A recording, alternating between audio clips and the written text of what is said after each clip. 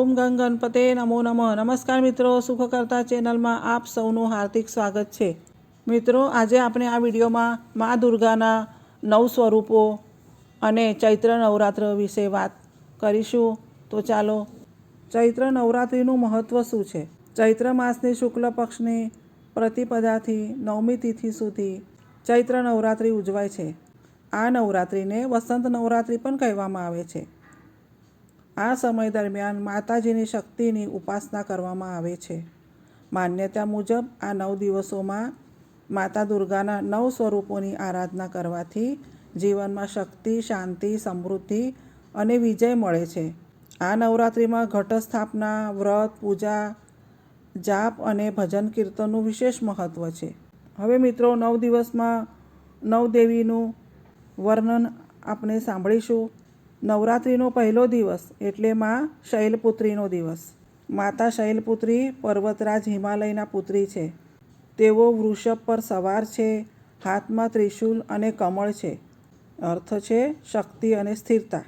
તેમના દર્શનથી મનોબળ વધે છે અને આત્મવિશ્વાસ પણ વધે છે. બીજો દિવસ છે મા બ્રહ્મચારિણી.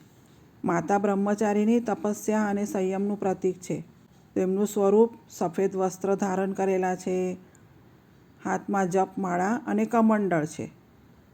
અર્થ છે ત્યાગ અને સાધના. તેમના આશીર્વાદથી જ્ઞાન અને ધૈર્ય વધે છે. ત્રીજો દિવસ છે મા ચંદ્રઘંટા. મસ્તક પર અર્ધચંદ્ર છે, જે ઘંટા સમાન લાગે છે. તેમનું સ્વરૂપ યુદ્ધ માટે સજ્જ હોય એવું લાગે છે. તેનો અર્થ થાય છે સાહસ અને નિર્ભયતા. તેમના આશીર્વાદથી ભયમાંથી મુક્તિ મળે છે. ચોથો દિવસ છે મા કુષ્માંડા. માતા કુષ્માંડાએ બ્રહ્માંડની રચના કરી છે એવી માન્યતા છે. તેઓ 8 ભુજાઓવાળા છે. એનો અર્થ થાય છે સર્જનાત્મક શક્તિ અને આશીર્વાદમાં મળે છે આરોગ્ય અને આયુષ્ય. પાંચમો દિવસ છે સ્કંદ માતા. સ્કંદ એટલે કાર્તિકેય. કાર્તિકેયની માતા હોવાથી તેમને સ્કંદ માતા કહેવાય છે. તે માતા પાર્વતીનું જ એક સ્વરૂપ છે. તેમના ખોળામાં ભગવાન કાર્તિકેય બેસેલા છે. તેમના મુખમંડલ પર માતૃત્વ અને કરુણા છલકાય છે. એનો અર્થ આશીર્વાદમાં સંતાન સુખ અને બુદ્ધિ મળે છે. છઠ્ઠો દિવસ છે મા કાત્યાયની. મહિષાસુરનો સંહાર કરનાર શક્તિશાળી સ્વરૂપ એટલે માતા કાત્યાયની. તેમના હાથમાં તલવાર અને કમળ છે. એનો અર્થ ધર્મ અને ન્યાય. આશીર્વાદમાં વિજય અને આત્મશક્તિ મળે છે. સાતમો દિવસ છે માતા કાલરાત્રિ. કહેવાય છે માતા કાલરાત્રિ ભયનો નાશ કરનાર છે. તેમનું સ્વરૂપ છે શ્યામ વર્ણ. ભયાનક પરંતુ કલ્યાણકારી. તેઓ અંધકારનો નાશ કરે છે અને દુષ્ટ શક્તિઓથી આપનું રક્ષણ કરે છે. આઠમો દિવસ છે મહાગૌરી. માતા મહાગૌરી શુદ્ધતા અને શાંતિનું સ્વરૂપ છે. તેમને શ્વેત વસ્ત્રો ધારણ કરેલા છે અને તેમની મુખ મુદ્રા શાંત છે. અર્થ થાય છે પવિત્રતા. તેમના આશીર્વાદથી પાપોનો નાશ થાય છે અને સુખ શાંતિ મળે છે. નવમો દિવસ છે સિદ્ધિદાત્રી. માતા સિદ્ધિદાત્રી સર્વ સિદ્ધિઓ આપનાર છે. તેઓ કમળના આસન પર બિરાજમાન છે. તેનો અર્થ થાય છે પૂર્ણતા. તેમના આશીર્વાદથી સફળતા અને આપની આધ્યાત્મિક ઉન્નતિ થાય છે. હવે મિત્રો, આપણે જોઈશું નવરાત્રિના વ્રત કરવાથી શું ફળ મળે છે. નવરાત્રિમાં ભક્તિભાવપૂર્વક વ્રત અને પૂજા કરવાથી દુઃખો દૂર થાય છે. મન શાંત બને છે. જીવનમાં સુખ, સમૃદ્ધિ અને શક્તિ આવે છે. હવે મિત્રો, આપણે જોઈશું ચૈત્ર નવરાત્રિની પૂજા વિધિ. પ્રાતઃ સ્નાન કરીને સ્વચ્છ વસ્ત્ર ધારણ કરો. પૂજા સ્થળ સાફ કરી લાલ કપડું પાથરો. માતાજીની પ્રતિમા કે ફોટોને સ્થાપિત કરો. મિત્રો, હવે જોઈશું ઘટ સ્થાપના, જે પહેલા દિવસે કરવામાં આવે છે તેના વિશે. માટી કે તાંબાનો કળશ લો. તેમાં પાણી, સોપારી, સિક્કો, અક્ષત નાખો. કળશ ઉપર નાળિયેર રાખી લાલ કપડું બાંધો. કળશની આસપાસ જવ એટલે કે જવારા વાવો. દીવો પ્રગટાવી સંકલ્પ લો. સંકલ્પ મંત્ર છે મમ ઉપાત્ત સમસ્ત દુઃખ ક્ષય દ્વારા શ્રી દુર્ગા પ્રીત્યર્થ ચૈત્ર નવરાત્રિ વ્રતમ કરીષ્યે. મિત્રો, હવે દૈનિક પૂજા વિધિ શું છે? પહેલાં દીવો પ્રગટાવો, ગણેશજીનું પૂજન કરવું, માતા દુર્ગાની પૂજા કુમકુમ, અક્ષત અને પુષ્પ તેમજ ધૂપ દીપથી કરવી, દુર્ગા પાઠ, ચંડી પાઠ કરવા, ભજન કરવું, આરતી કરવી, ત્યારબાદ પ્રસાદ અર્પણ કરવો. હવે મિત્રો જોઈશું વ્રતના નિયમો શું છે. સાત્વિક આહાર લેવો, બ્રહ્મચર્યનું પાલન કરવું, વિચારો શુદ્ધ રાખવા, દિવસમાં એક વખત પૂજા, શક્ય હોય તો ઉપવાસ કે ફળાહાર, નવમી અથવા અષ્ટમીના દિવસે કન્યા પૂજન કરવું. વ્રત ઉપવાસના 9 દિવસો દરમિયાન લસણ, ડુંગળી, માંસ, દારૂ ન લેવો, ક્રોધ ન કરવો, અપશબ્દ બોલવાનું ટાળો, વાળ અને નખ કાપવાનું ટાળો, ઘરમાં કલહ ના થાય તેવું વાતાવરણ ઊભું કરો. હવે મિત્રો આપણે જોઈશું દુર્ગાના 9 સ્વરૂપોના 9 દિવસના 9 મંત્ર. હવે નવરાત્રિનો પહેલો દિવસ આવે છે માતા શૈલપુત્રીનો.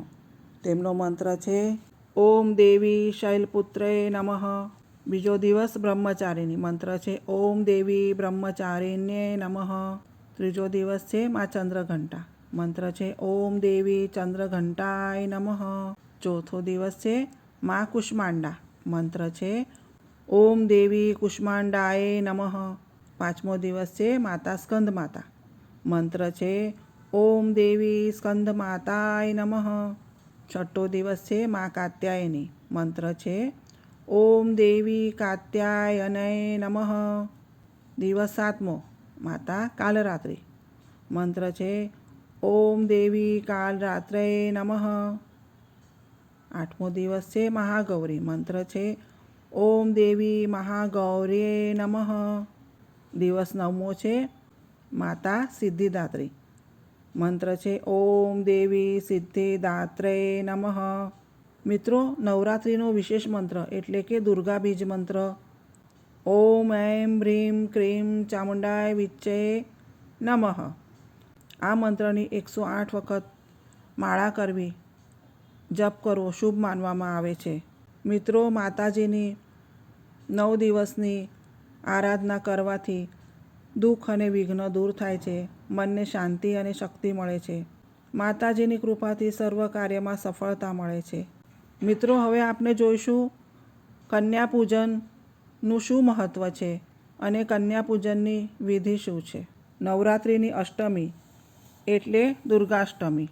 તે દિવસે 9 કન્યાઓમાં માતા દુર્ગાના 9 સ્વરૂપ સમાયેલા હોય છે. તેથી તે સ્વરૂપોનું પૂજન કરવું એટલે કે 9 કન્યાઓને પૂજવી એટલે કુમારી માતા શક્તિનું સ્વરૂપ પૂજ્યા બરાબર છે. હવે કન્યા પૂજન કરવાની યોગ્ય રીત કઈ છે? યોગ્ય સમય અષ્ટમી અથવા તો નવમી, સવારે અથવા મધ્યાહ્ને કરવું શ્રેષ્ઠ મનાય છે. હવે કન્યાઓની સંખ્યા કેટલી હોવી જોઈએ? પરંપરાગત રીતે માનીએ તો 9 કન્યા અને એક બટુક કે જેને ગણેશ સ્વરૂપ માનવામાં આવે છે. શક્ય હોય તો 5, 7 કે 2 કન્યા કે પછી તમે તમારી યથાશક્તિ મુજબ પૂજી શકો છો. કન્યાઓની ઉંમર 2 થી 10 વર્ષ વચ્ચે હોય તો શ્રેષ્ઠ માનવામાં આવે છે. તે દિવસે ઘર સ્વચ્છ કરી, પૂજા સ્થાનને સ્વચ્છ કરવું, આસન પાથરવું, થાળીઓ તૈયાર કરી, કુમકુમ, અક્ષત, ફૂલ, દીવો કરવો. કન્યાઓ જેવી આપના ઘરે આવે તો તેમનું સ્વાગત કરવું, તેમના પગ ધોવા અને પ્રેમથી આસન પર બેસાડી પગ ધોઈને સ્વચ્છ કપડાથી તેને લૂછો. કપાળ પર કુમકુમ ચંદન તિલક કરો, ફૂલ અર્પણ કરો, દીવો પ્રગટાવી તેમની આરતી કરો અને માતાજીનું સ્મરણ કરો. મંત્ર ઓમ દુર્ગાય નમઃ. કન્યાઓને પ્રેમપૂર્વક ભોજન કરાવો. પરંપરાગત રીતે ભોજનમાં પૂરી, કાળા ચના, સૂજીનો હલવો હોય છે. શક્ય હોય તો ફળ અને મીઠાઈ પણ આપો. દરેક કન્યાને દક્ષિણામાં પૈસા, નવા વસ્ત્રો, બંગડી, રૂમાલ અથવા નાની અમથી ભેટ આપો. તેમને નમસ્કાર કરી કે પગે લાગીને તેમના આશીર્વાદ લો અને તેમને સન્માનપૂર્વક વિદાય આપો. કન્યા પૂજન વખતે ધ્યાન રાખવું જોઈએ કે ભોજન શુદ્ધ અને સાત્વિક હોવું જોઈએ. કોઈ પણ કન્યાનું અપમાન થવું ન જોઈએ કે તે દુઃખી થવી ન જોઈએ. તેમને ખાલી હાથે વિદાય આપવી ન જોઈએ. ભાવના સૌથી મહત્ત્વની છે. કન્યાઓનું પૂજન કરવાથી માતા દુર્ગાની વિશેષ કૃપા પ્રાપ્ત થાય છે. ઘરમાં સુખ, શાંતિ અને સમૃદ્ધિ આવે છે. વ્રતનું પૂર્ણ ફળ પ્રાપ્ત થાય છે. જય માતાજી. સર્વે ભવંતુ સુખીનઃ. તો મિત્રો, આજે આપણે આ વિડીયોમાં નવરાત્રિના 9 દેવીનું પૂજન, ઉપવાસ, મહત્ત્વ અને કન્યા પૂજન વિશે વાત કરી. જો આપને અમારો આ વિડીયો પસંદ આવ્યો હોય તો પ્લીઝ લાઇક, શેર અને સબસ્ક્રાઈબ જરૂર કરજો.